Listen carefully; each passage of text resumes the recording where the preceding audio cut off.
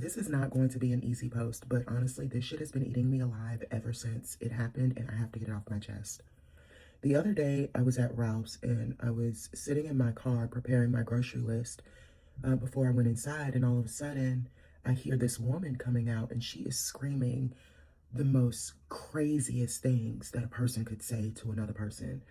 The whoever she was talking to ran out into the street without looking both ways, and she immediately launched into full attack mode. I mean, she's like calling her a bitch. She's like, "You're so effing stupid. You know better than to run out into the street. Like, I can't believe you. Oh my God, one day you're gonna die from all your mistakes." I mean, like, she is screaming the craziest stuff to this person. Now, I'm still sitting in my car and I'm trying to mind my business, but the window is down. And when you hear stuff like that, it's kind of hard not to pay attention. So when I look up, I realize that she is talking to a girl that is maybe no more than 3 years old. And it doesn't just stop there. She keeps going and going and going. Now, as a relationship coach, I literally walk people through the things that happen in their childhood that are affecting them to this day. So I know how damaging the way that this woman was speaking to this little girl is. And yet, in that moment, I froze. Now, I keep thinking about this moment because I keep thinking that the way that this woman was talking to this little girl, in that moment, I could have been the voice of reason. I could have been the one that stood up for her. I could have been the one that said something. I don't know if this was her mother or her bigger sister. I don't know, but I know that the way that this woman was talking to this little girl are the things that nightmares are made of. Now, I'm sharing this because I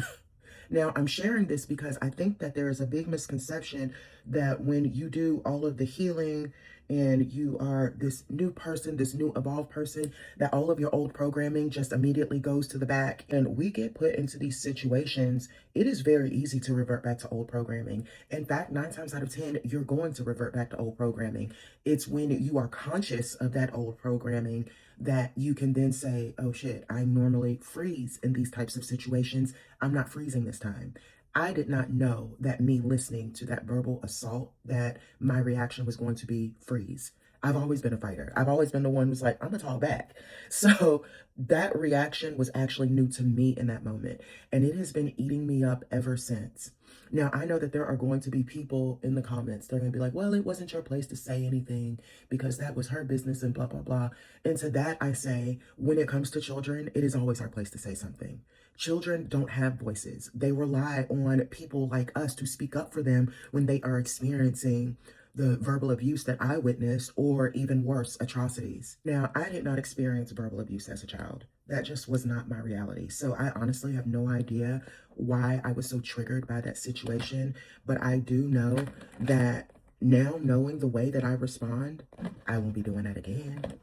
Next time it happens, I will be saying something. But I do want to say, and when I say this, I'm actually speaking to myself as well, is that it is okay to have done a lot of work on yourself and still question the decisions that you make, still question if you're doing enough or if you're doing too much, because that is a reality that I think that no matter how much work I do, that it'll always be something that's lingering in the back of my head.